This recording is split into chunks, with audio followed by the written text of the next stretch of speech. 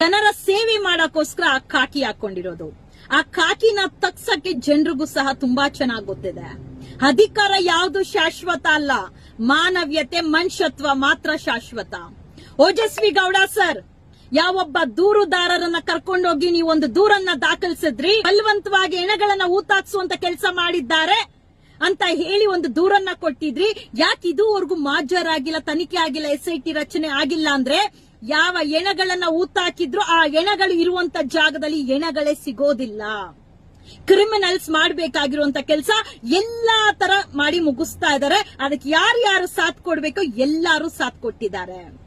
3 ದಿವಸಕ್ಕೆ ಹಿಂದೆ ಎಲ್ಲ DM ಕ್ಷೇತ್ರದಲ್ಲಿ ಹೋಮ ಹವನ ನಡೆದಿದೆ. ಎಲ್ಲ DM ಇನ್ಸ್ಟಿಟ್ಯೂಟ್ ಇಂದ ಅನೇಕ ಸೀನಿಯರ್ ಡಾಕ್ಟರ್ಸ್ ನ ಕರೆಸಿ ಧರ್ಮಸ್ಥಳದಲ್ಲಿ ಕೂರಿಸಿರುವಂತ ಕೆಲಸ, ಅನೇಕ ಅಪ್ಟೈಡ್ ಆಗಿರುವಂತ ವ್ಯಕ್ತಿಗಳಿಂದ ಹೇಳಿ ಕೂತ್ಕೊಂಡು ಅಲ್ಲಿ ಎಲ್ಲೆಲ್ಲಿ ದೇಹಗಳನ್ನ ಮುಚ್ಚಾಕಿದ್ದಾರೆ ಅದನ್ನ ಯಾವ ತರ ಅಲ್ಲಿಂದ ತಗಸ್ಬೇಕು, ಯಾವ ತರ ಅದನ್ನ ಮುಚ್ಚಾಕ್ಬೇಕು, ಅಂಡ್ ದೂರುದಾರನಿಗೆ ಯಾವ ತರ ಒಂದು ಕಪ್ಪು ಅಣಿಪಟ್ಟೆ ಕೊಡಬೇಕು, ಅವನೊಬ್ಬ ಮೆಂಟಲಿ ಮಾನಸಿಕ ಅಸ್ವಸ್ಥ ಆಗಿರುವಂತ ವ್ಯಕ್ತಿ ಭೀಮಾ ಅಂತ ಹೇಳಿ ಪಟ್ಟ ಕೊಡಬೇಕು ಅಂತ ಹೇಳಿ ಸಿದ್ಧತೆ ಮಾಡ್ಕೊಳ್ತಾ ಇದಾರೆ. ಪೊಲೀಸ್ ಅವರೇ, ನಂಬಿಕೆ ಇತ್ತು ರೀ. ದಕ್ಷಿಣ ಕನ್ನಡದಲ್ಲಿ ಧರ್ಮಸ್ಥಳದಲ್ಲಿ ಧಾರ್ಮಿಕ ಕ್ಷೇತ್ರದಲ್ಲಿ ಅನೇಕ ಹೆಣಗಳು ಊತಾಕಿರುವಂತ ಹೆಣಗಳಿಗೆ ಆ ಹೆಣ್ಣು ಮಕ್ಕಳಿಗೆ ನ್ಯಾಯ ಸಿಗುತ್ತೆ, ಅಧಿಕಾರಿಗಳು ನ್ಯಾಯ ಕೊಡಿಸ್ತಾರೆ ಅಂತ ಹೇಳಿ. ಬಟ್ ಅಧಿಕಾರಿಗಳು ಮಾನವೀಯತೆ ಮನುಷ್ಯತ್ವ ಬಿಟ್ಟು ಮೃಗಗಳಂತೆ ರೀತಿಯಲ್ಲಿ ಹಣ ಅಧಿಕಾರಕ್ಕೋಸ್ಕರ ನೀವು ಸಹ ಮಾರಾಟ ಆಗ್ತಾ ಇದೀರಲ್ಲ. ನಿಮ್ಮ ಮನೆಯಲ್ಲೂ ಹೆಂಡತಿ ಮಕ್ಕಳಿದಾರಲ್ವಾ, ಖಂಡಿತವಾಗ್ಲೂ ನೀವು ಆ ಪರಿಸ್ಥಿತಿ ಅನುಭವಿಸುವಂತ ಕಾಲ ಬರಲ್ವಾ?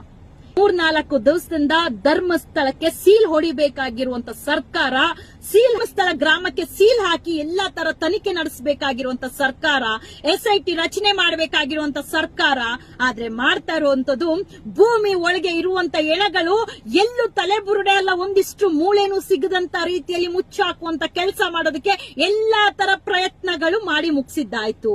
ಭೀಮಾ ಬಂದು ಬಾಪ ಮಾಜರ್ಗೆ ಅಂತ ಹೇಳಿ ನೋಟಿಸ್ ಕೊಟ್ಟೋಗ ಭೀಮಾ ಬಂದು ಎಲ್ಲಿದೆ ತೋರ್ಸಪ್ಪ ಹೆಣ ಅಂದೋಗ ಅಲ್ಲಿ ಹೆಣಗಳೇ ಇರೋದಿಲ್ಲ. ಅಲ್ಲಿ ತಿಳ್ಕೊಳ್ಳಿ ಯಾವ ಕೀಳು ಮಟ್ಟಕ್ಕೆ ಇಳಿದಿದ್ದಾರೆ ಈ ಅಧಿಕಾರಿಗಳು, ಈ ರಾಜಕಾರಣಿಗಳು, ಹಾಗೆ ಅಲ್ಲಿರುವಂತ ಅತ್ಯಾಚಾರಿಗಳು ಅಂತ ಹೇಳಿ. ಮುಖ್ಯವಾಗಿ ಏನೊಂದು ನಮ್ಮ ಅಣ್ಣಪ್ಪ ಸ್ವಾಮಿ ದೇವಸ್ಥಾನ ಇದೆ ಮೇಲೆ ಎಲ್ಲಾ ಕಡೆ ಬಂಧನ ಹಾಕಿ ಇಲ್ಲಿ ಕರೆಂಟ್ ಇದೆ, ಕರೆಂಟ್ ಶಾಕ್ ಹೊಡೆಯುತ್ತೆ, ಇಲ್ಲಿ ಬರಬಾರ್ದು, ಇಲ್ಲಿ ಮುಟ್ಟಬಾರ್ದು ಅಂತ ಹೇಳಿ ಇಟ್ಟಿದಿರಲ್ಲ, ಮೊದಲು ಅದನ್ನ ತೆಗಿರಿ. ಧರ್ಮಸ್ಥಳ ಗ್ರಾಮದಲ್ಲಿರೋರು ಭಯ ಭೀತಿಯಿಂದ ಇದ್ದಾರೆ, ಇವ್ರ ವಿರುದ್ಧ ಹೋದ್ರೆ ನಮ್ಗೇನಾಗುತ್ತೆ ಅಂತ ಹೇಳಿ. ಅದೇ ಧರ್ಮಸ್ಥಳ ಗ್ರಾಮದಿಂದ ಅನೇಕ ಮಾಹಿತಿ ಸಿಗ್ತಾ ಇದೆ. ಎಷ್ಟು ಜನ ಸೀನಿಯರ್ ಡಾಕ್ಟರ್ಸ್ ನ ರಾತ್ರೋರಾತ್ರಿ ಕರೆಸ್ಕೊಂಡಿದ್ದಾರೆ, ಎಷ್ಟು ಜನ ರಿಟೈರ್ಡ್ ಪೊಲೀಸ್ ಆಫೀಸರ್ಸ್ ಇದ್ದಾರೆ, ಯಾರೆಲ್ಲ ನೈಟ್ ಎಲ್ಲ ಕೆಲಸ ಮಾಡಿ ಏನೆಲ್ಲ ಸತ್ಯವನ್ನು ಮುಚ್ಚಿಡಬೇಕಂತ